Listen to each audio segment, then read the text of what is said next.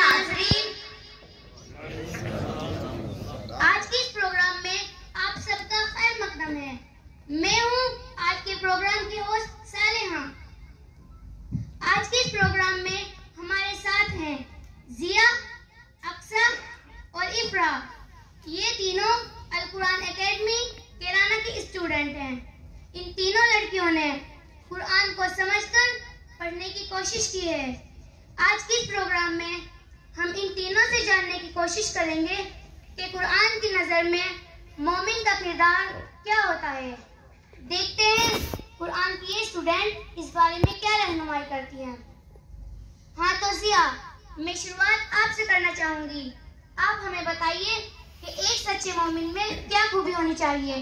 कुरान इस बारे में हमारी क्या रहनुमाई करता है। देखिए सालेहा, कुरान मोमिनीन की बहुत सी खूबियां बयान करता है, जिनमें से एक ये है, अल्लज़ीना युनफ़िक़ूना फ़िस्सर्राइ वज़्ज़र्राइ वल्काज़िमीनल ग़ैज़ वलआफ़ीना अनिन नास वल्लाहु युहिब्बुल मुहसिनीन।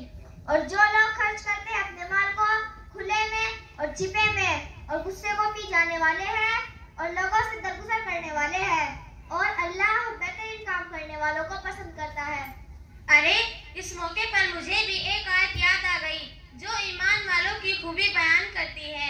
वयुथिरूना अला अनफुसिहिम वलौ कान बिहिम खसासा। ईमान वाले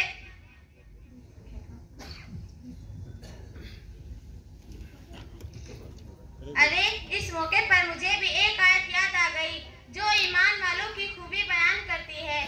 वयुथिरूना अला अनफुसिहिम वलौ कान बिहिम खसासा। ईमान वाले लोग दूसरों की जरूरतों को अपनी जरूरतों पर तरजीह देते हैं, चाहे उन्हें तंगी से ही क्यों न गुजरना पड़े। अरे बहन, इसी सिलसिले की एक आयत मैंने और पढ़ी है।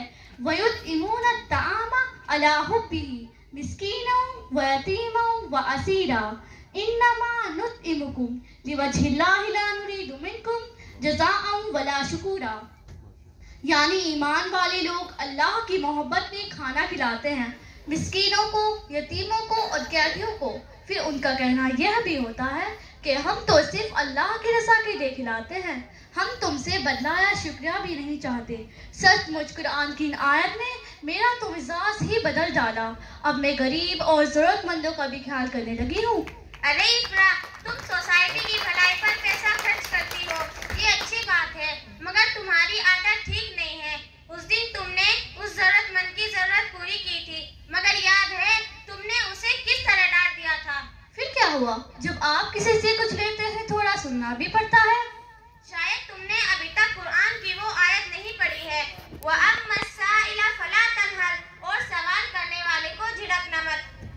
लो फिर मैं भी सुनाती हूँ, वलक़द कर्रमना बनी आदम, यानी हमने हर इंसान को इज्जत के लायक बनाया। कुरान की शायद से हमें मालूम होगा कि हर इंसान इज्जत का हकदार है, भले ये शख्स मौके पर मजबूर क्यों ना हो। अरे, मैं तो कहती हूँ कि इस्लामी मुआशरे में किसी शख्स को जिल्लत के साथ भीख मांगने की जरूरत ही नहीं पड़ेगी, क्योंकि कुरान में इरशाद है, वफी अम्वालिहिम हक्कुम मालूमुन लिस्साइल वल महरूम।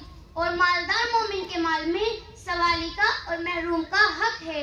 जब यह पैसे वाले के पैसे में जरूरतमंदों का हक हो, तो या तो फिर जिसका हक हो उसे मांगना ही नहीं पड़ेगा, और अगर किसी वजह से मुतालबा करना भी पड़ा तो वह इज्जत के साथ अपने हक का मुतालबा करेगा, ना कि ये कि वो जिल्लत के साथ लोगों से भीख मांगता फिरे। और अगर किसी समाज में जरूरतमंदों को जिल्लत के साथ दर दर की भीख मांगनी पड़ती है, तो मैं तो कहती हूँ कि ऐसा समाज इस्लामी मुआशरा नहीं हो सकता, भले ही मजहब का नाम कितना भी लिया जाता हो। अरे हाँ, तुमने सही कहा। मैंने भी कुरान में पढ़ा है, लन तनालुल बिर्रा हत्ता तुनफिकू मिम्मा तुहिब्बून, यानी तुम हरगिज़ नेक नहीं हो सकते जब तक तुम अपनी पसंदीदा चीज को खर्च ना करने लगो। अब तुम सब मिलकर मुझे भले मजमे में जलील मत करो। मैं एतराफ करती हूँ कि इस सिलसिले में मुझसे गलती हो गई है, मगर मैं समझती हूँ अल्लाह के यहाँ गलतियों की तलाफी का दरवाज़ा खुला हुआ है। बहरहाल मुझसे गलती हुई और संगीन गलती हुई, मैं अल्लाह से तौबा करती हूँ। अरे इकरा, तुम हरगिज़ जलील नहीं हुई, बल्कि तुम आज उन लोगों में शामिल हो गई हो कि अल्लाह जिनकी तारीफ करता है। अल्लाह कुरान में इरशाद फरमाता है, अत्ताइबून अल-आबिदून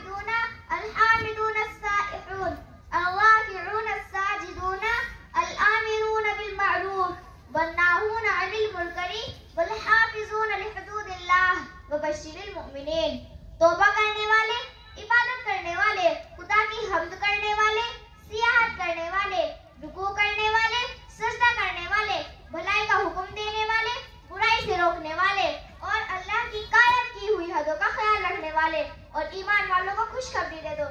कुरान की साथ में अल्लाह ताला ने तौबा करने वाले लोगों की तारीफ की है और जिन लोगों की तारीफ को खुदा कर दे उनसे ज्यादा इज्जत वाला और कौन हो सकता है।